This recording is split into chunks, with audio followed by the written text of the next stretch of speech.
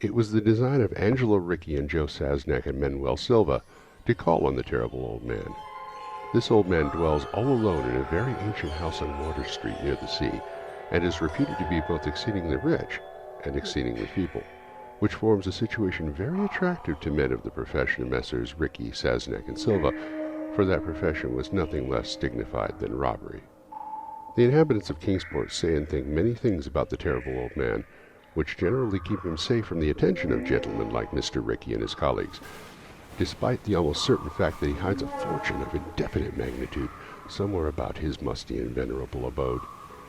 He is in truth a very strange person, believed to have been a captain of East India clipper ships in his day, so that no one can remember when he was young, and so taciturn that few knew his real name. Among the gnarled trees in his front yard of his aged and neglected place, he maintains a strange collection of large stones, oddly grouped and painted so that they resemble the idols of some obscure Eastern temple. The collection frightens away most of the small boys who love to taunt the terrible old man about his long white hair and beard, or to break into the small paned windows of his dwelling with wicked missiles.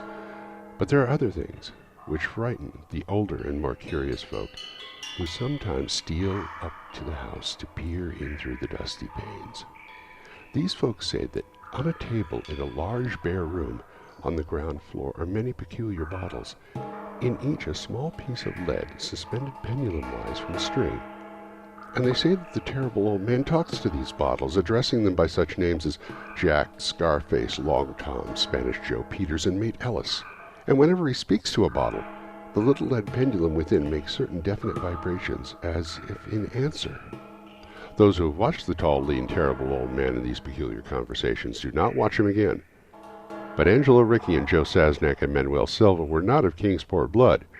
They were of that new and heterogeneous alien stock which lies outside the charmed circle of New England life and traditions, and they saw in the terrible old man merely a tottering, almost helpless graybeard, who could not walk without the aid of his knotted cane, and whose thin, weak hand shook pitifully.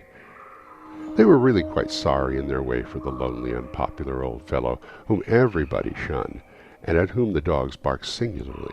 But business is business, and to a robber whose soul is in his profession, there is a lure and a challenge about a very old and very feeble man who has no account at the bank, and who pays for his few necessities at a village store with Spanish gold and silver minted 2 centuries ago. Messrs. Ricci, Sasnak, and Silva selected the night of April 11th for their call. Mr. Ricci and Mr. Silva were to interview the poor old gentleman, whilst Mr. Sasnak waited for them in their presumable metallic burden with a covered motor car on Ship Street by the gate in the tall rear wall of the host's grounds. Desire to avoid needless explanations in case of unexpected police intrusions prompted these plans for a quiet and unostentatious departure. As prearranged, the 3 adventurers started out separately in order to prevent any evil-minded suspicions afterwards. Messrs. Ricci and Silva met at Water Street by the old man's front gate, and although they did not like the way the moon shone down upon the painted stones through the budding branches of the gnarled trees, they had more important things to think about than mere idle superstition. They feared it might be unpleasant work making the terrible old man loquacious concerning his hoarded gold and silver, for aged sea captains are notably stubborn and perverse. Still, he was very old and very feeble, and there were 2 visitors. Messrs. Ricci and Silva were experienced in the art of making unwilling persons voluble, and the screams of a weak and exceptionally vulnerable man can be easily muffled. So they moved up to the one lighted window and heard the terrible old man talking childishly to his bottles with pendulums. Then they donned masks and knocked politely at the weather-stained oaken door.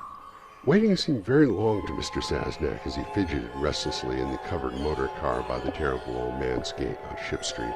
He was more than ordinarily tender-hearted, and he did not like the hideous screams that he had heard in the ancient house just after the hour appointed for the deed. Had he not told his colleagues to be as gentle as possible with the pathetic old sea captain? Very nervously he watched that narrow oaken gate on the high and ivy-clad stone wall. Frequently he consulted his watch and wondered at the delay.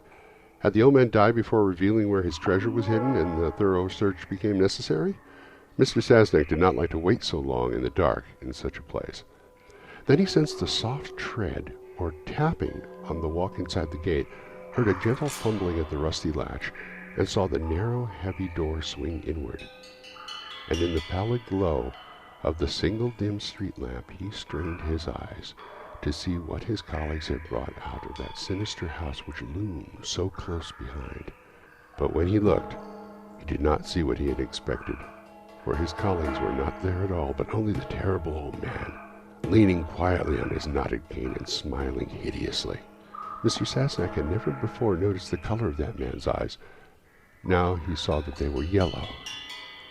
Little things make considerable excitement in little towns, which is the reason that Kingsport people talked all that spring and summer about the 3 unidentifiable bodies horribly slashed as with many cutlasses and horribly mangled as by the tread of many cruel boot heels which the tide washed in. And some people even spoke of things as trivial as the deserted motor car found on Ship Street, or certain especially inhuman cries, probably of a stray animal or migratory bird, heard in the night by wakeful citizens.